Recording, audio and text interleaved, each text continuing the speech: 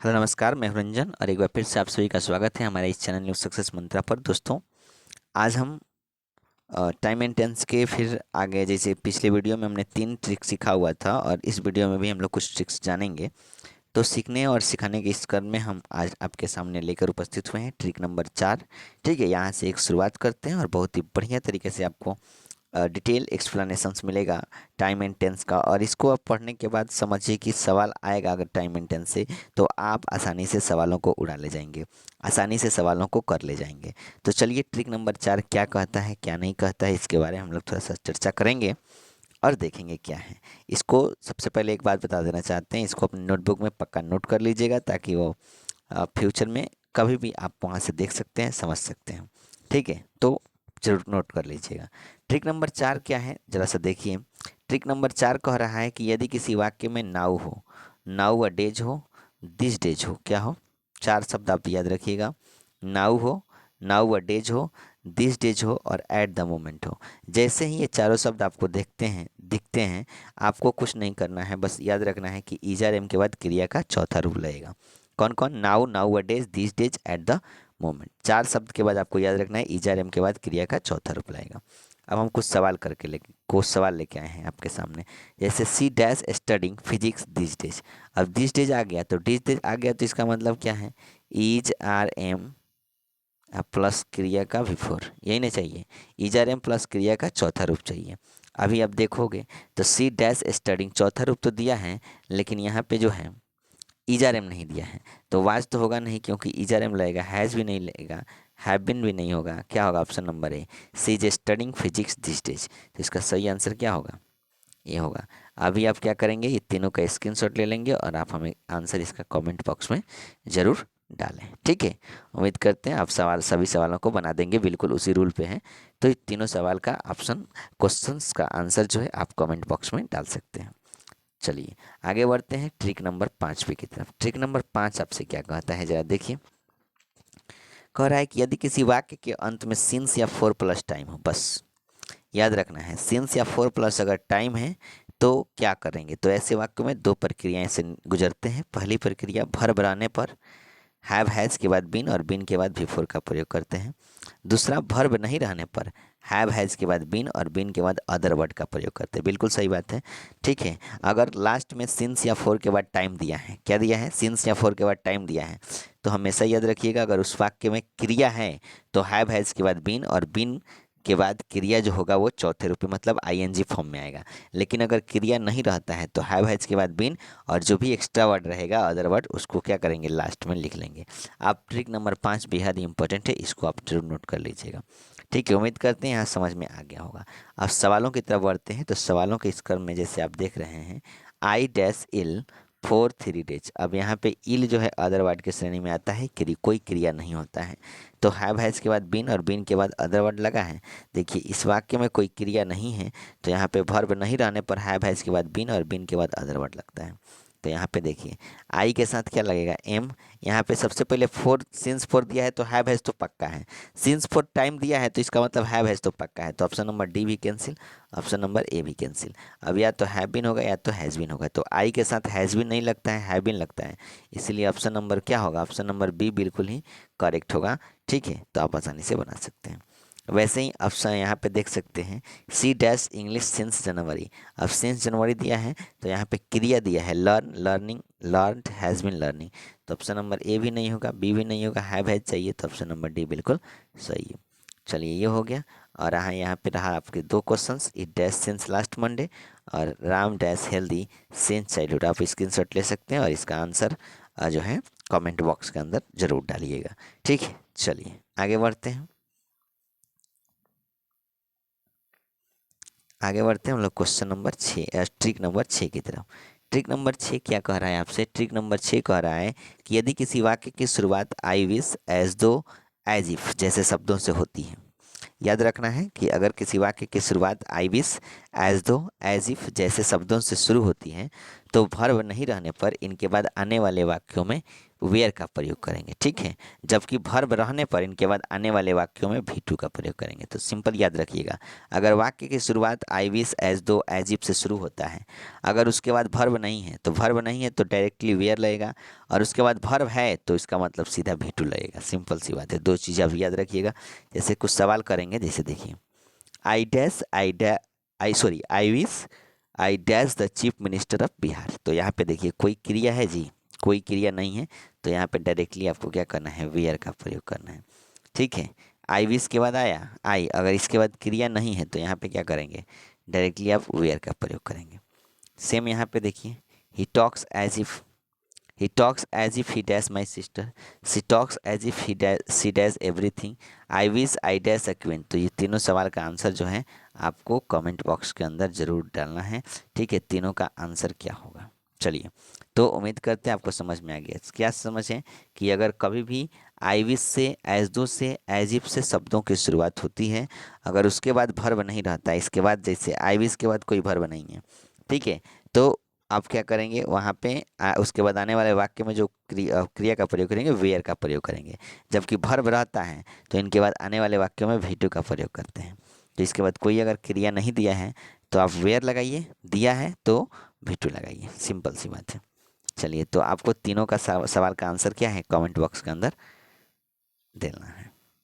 Note में कुछ बातें वहाँ से लिखी हुई हैं कि अगर पास्ट परफेक्ट टेंस में एक साथ दो वाक्यों का प्रयोग होता है तो इन दो वाक्यों में सबसे पहले समाप्त होने वाली क्रिया के लिए पास्ट परफेक्ट टेंस तथा बाद में समाप्त होने वाली पास्ट इंडेफिनिट, यानी कि पास्ट टेंस में अगर एक ही काम दो बार होता है, ठीक है, मतलब एक साथ दो कार्य होता है, ठीक है, और एक कार्य समाप्त होने के पहले, मतलब दो कार्य हुआ, एक साथ कार्य हुआ पास्ट टेंस में, अगर पहला काम दूसरा काम, पहला काम जो है बोला है ना कि मतलब तुरंत एक काम समाप्त होता है, तो उस कंडीशंस में जो काम पहले समाप्त होता है उसमें पास्ट परफेक्ट लगाइएगा, और जो बाद में समाप्त होता है उसके साथ क्या करेंगे, पास्ट इंडेफिनिट लगाएंगे, सिंपल सा।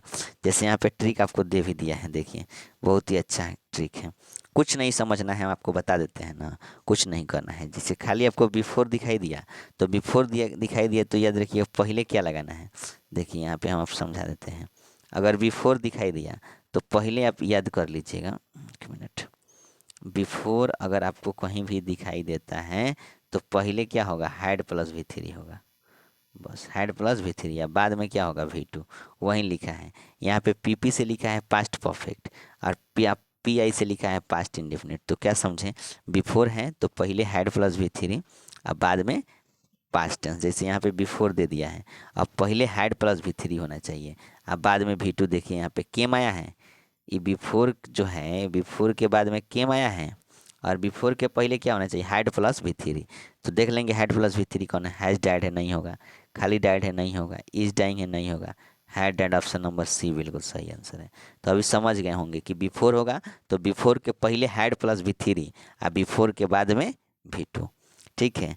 तो वैसे ही आप यहाँ पे तीनों सवाल दिया हुआ है, इस तीनों सवाल का आंसर आप कमेंट बॉक्स में ज़रूर डालिएगा, और तीनों अपने नोटबुक में नोट कर लीजिए, उसके बाद कमेंट बॉक्स में आप क्या करेंगे, डालेंगे। तो बिफोर के साथ समझ में आ गया कि बिफोर है तो पहले क्या, हैड प्लस वी थ्री, और बाद में क्या, वी टू। अब वही कहानी आफ्टर के साथ है। आफ्टर में देखिए क्या होता है कि जब भी आफ्टर आपको रहेगा, आफ्टर, तो आफ्टर में क्या होगा, पहले वी टू, अब बाद में क्या होगा, हैड प्लस वी थ्री, बस यही तो नियम है, याद रखना है। आफ्टर में क्या होगा, पहले वी टू, अब बाद में हैड प्लस वी थ्री, ठीक है ना। जैसे यहाँ पे दिया है कि we arrived at the station after, after दे दिया तो बाद में क्या चाहिए, हैड प्लस वी थ्री, क्या चाहिए, हैड प्लस वी थ्री। अब पहले देखिए वी टू दिया है, अराइव्ड जो है वो क्या है, वी टू ना है, तो आफ्टर के साथ क्या होगा, पहले वी टू लगेगा और बाद में हैड प्लस वी थ्री लगता है। तो यहाँ पे भरना है, तो यहाँ पे हैड प्लस आफ्टर है, आफ्टर के बाद में हैड प्लस वी थ्री भरते हैं, तो हैड प्लस वी थ्री भर देंगे। ऑप्शन नंबर ए गलत, सी गलत, डी गलत, सही आंसर क्या होगा, ऑप्शन नंबर बी, ठीक है। तो आप आसानी से समझ गए दोनों, बिफोर और आफ्टर। बिफोर का मतलब क्या समझे कि बिफोर है, ठीक है, तो पहले had plus we three, had plus we three, अब बाद में वी टू। अब आफ्टर है तो आफ्टर है तो ठीक इसका उल्टा, पहले वी टू और बाद में हैड प्लस वी थ्री, समझ गए ना। तो ये है, इसको आप स्क्रीनशॉट लेके रख सकते हैं क्या कैसे, ठीक है, तो इससे भी 2-3 सवाल हैं, आप इसको कमेंट बॉक्स के अंदर ज़रूर डाल दीजिएगा। सवाल अपनी कॉपी में नोटबुक कर लीजिएगा और जो भी सवाल यहाँ पे है एग्जाम्पल के तौर पे उसको आप बनाने का प्रयास कीजिए और कमेंट बॉक्स में लिखिए कि इसका सही आंसर क्या होगा। चलिए ट्रिक नंबर 9 की तरफ पहुँचते हैं और 9 नंबर जो ट्रिक है आपसे क्या कह रहा है ज़रा यहाँ भी देख लेंगे कि जब भी वाक्य में व्हेन आता है, क्या है, व्हेन आता है तो पास्ट इंडेफिनिट और पास्ट परफेक्ट या पास्ट कंटिन्यूअस का प्रयोग किया जाता है। व्हेन आएगा तो उसके बाद तुरंत पास्ट इंडेफिनिट लगता है, उसके बाद पास्ट परफेक्ट लगेगा या तो पास्ट कंटिन्यूअस लगेगा। जैसे देखिए यहाँ पे सवाल दिया है कि when I dash the medicine the patient had died.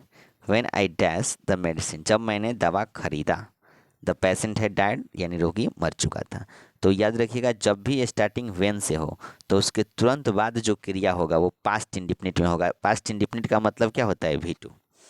जब भी कोई सेंटेंस व्हेन से स्टार्ट है तो व्हेन के बाद तुरंत बाद जो सेंटेंस का जो क्रिया होगा वो V2 होगा और उसके बाद जो क्रिया आएंगे वो या तो पास्ट परफेक्ट में आएगा या तो पास्ट कंटिन्यूअस में आएगा। समझें, वही रूल कह रहा है जो यहाँ पे आपको लिखा गया है कि व्हेन के तुरंत बाद जो क्रिया होता है वो पास्ट इंडेफिनिट मतलब V2 और उसके तुरंत बाद जो क्रिया होगा वो या तो पास्ट परफेक्ट में होगा या तो पास्ट कंटिन्यूअस में होगा। और आपको पास्ट परफेक्ट पता ही है, हैड प्लस V3 होता है। पास्ट कंटिन्यूअस पता है, वाज वेयर के बाद ING होता है। अभी देखिए जो सवाल दिया है यहाँ पे आपके सामने, ठीक है, वो कह रहा है कि when I dash the medicine the patient had died. When से स्टार्ट है तो व्हेन के तुरंत बाद जो क्रिया होता है वो V2 में होगा। और यहाँ पे देखिए लास्ट में जो होगा वो क्या होगा, had died V3। Past perfect हो गया या पास्ट कंटिन्यूअस, तो यहाँ पे हैड V3 दिया है मतलब पास्ट परफेक्ट है। ठीक है, तो यहाँ पे जो क्रिया होगा उसको V2 में होना चाहिए। किस में होना चाहिए, V2 में होना चाहिए। तो व्हेन आई बॉट, तो बॉट खरीदना का V2 क्या होता है, ब्रिंग्स तो होगा नहीं, ब्रिंग भी नहीं होगा, ब्रॉड भी नहीं होगा, बॉट होगा। ऑप्शन नंबर ए बिल्कुल सही है। अब देखिए यहाँ पे बिल्कुल वैसा ही when I went out, when दिया है, व्हेन के बाद वाला जो सेंटेंस है उसका क्रिया V2 वेंट आउट, सही है। अब इसके बाद जो होगा वो क्या होगा, ING पास्ट परफेक्ट हो या पास्ट कंटिन्यूअस होगा। तो कंटिन्यूअस का मतलब वाज वेयर के बाद ING। तो देखिए जब व्हेन दिया है, व्हेन के बाद यहाँ पे V2 दिया है, तो इसके बाद जो होगा वो या तो ING में होगा, मतलब वाज वेयर के बाद ING होगा या फिर आपका हैड प्लस V3 होगा। तो यहाँ पे ING ऑलरेडी दिया है तो मतलब हमको वाज वेयर भरना है। तो ना विल भी होगा, ना हैज बिन होगा, ना हैव बिन होगा। ऑप्शन नंबर सी क्या होगा, वाज होगा। When I went out it was raining. उम्मीद करते हैं दोनों सेंटेंस और रूल आपको अच्छे से समझ में आ गया। तो आपको यहाँ पे 2 क्वेश्चंस दिया गया है और दोनों क्वेश्चंस को आपको करके कमेंट बॉक्स के अंदर ज़रूर डालना है कि इसका सही आंसर क्या होगा। देखते हैं कितने लोग इस सवाल का सही आंसर। आज का जो लास्ट क्वेश्चन है आपका ट्रिक है वो आपके सामने है, ठीक है। तो बोला है कि वाक्य में पोसेसिव एडजेक्टिव जैसे my, our, your, his, her, their का उपयोग हुआ हो तो उनके तुरंत बाद बिफोर का प्रयोग करते हैं। समझें, अगर पोसेसिव केस के रूप में जैसे my, our, your, his, her, their का प्रयोग हुआ है तो उसके तुरंत बाद बिफोर का प्रयोग करते हैं। जैसे आप क्वेश्चंस देखेंगे, I like your dash let, I like your आ गया, योर कौन सा है, योर क्या है, तो योर जो है आपका पोसेसिव एडजेक्टिव है। योर क्या है, पोसेसिव एडजेक्टिव है, समझे ना। तो जब ये पोसेसिव एडजेक्टिव है तो इसके बाद जो क्रिया आएगा, जैसे कम आना होता है क्रिया है ना, कम, केम, कमिंग, कम्स, तो जब भी पोसेसिव केस रहेगा जैसे योर, माई, हिज, हर, तो उसके बाद जो क्रिया आएगा ना वो पक्का भी फोर में आएगा। किस में आएगा, पक्का भी फोर में आएगा। तो ना कम होगा ना केम होगा, क्या होगा, कमिंग होगा, यहाँ पे कम्स भी नहीं होगा। तो ऑप्शन नंबर सी बिल्कुल ही करेक्ट है। उम्मीद करते हैं आपको ये नियम बहुत अच्छे तरीके से समझ में आया होगा। पोसेसिव एडजेक्टिव की बात करें तो possessive adjective my, our, your, his, her, their रहता है तो उसके बाद जो क्रिया होगा वो पक्का बिफोर में होना चाहिए। और सेम यहाँ पे कहानी दर्शाया गया है, I like your dash let, the your possessive adjective होता है और इसके बाद आने वाली जो क्रिया है वो ING फॉर्म में आनी चाहिए। तो I like your coming late, ठीक है। She doesn't like my, she doesn't like my, अब फिर माई दे दिया है तो माई के बाद आने वाली क्रिया प्लेइंग होगा। माई मदर्स लाइक्स माई, अब क्या है, फिर यहाँ पे दे दिया है तो क्या होगा, माई के बाद आने वाला ये आपका पेंटिंग हो जाएगा, ठीक है। राम डज नॉट लाइक हर, अब हर दे दिया तो इसके बाद क्रिया ING डांसिंग हो जाएगा। तो ये चारों तो क्वेश्चन आपको समझ में आएंगे हैं। तो हम लोग यहाँ से 4 नंबर रूल से पढ़ रहे थे और इतना पढ़ लिए 10 तक, 6 रूल आज पढ़ें। कल वीडियो थोड़ा सा शॉर्ट था और उसमें हम लोग 3 ही रूल पढ़ पाए थे। तो उम्मीद करते हैं यहाँ तक 4 नंबर रूल तक आप समझ चुके होंगे और बढ़िया से इसको आप नोटबुक में नोट कर लीजिएगा और आसानी से सवालों को आप क्रैक कर पाएंगे, सवालों को आप टच कर पाएंगे, सवालों को बना पाएंगे। ठीक है, तो आज के इस खास वीडियो में इतना ही समय है, फिर मिलते हैं हम लोग नेक्स्ट वीडियो में। तब तक के लिए पढ़ते रहिए, मुस्कुराते रहिए और इन्जॉय करते रहिए। फिर मिलेंगे नेक्स्ट वीडियो में। बाय बाय, टेक केयर, ख्याल रखिए अपना। जय हिंद, जय भारत, थैंक यू।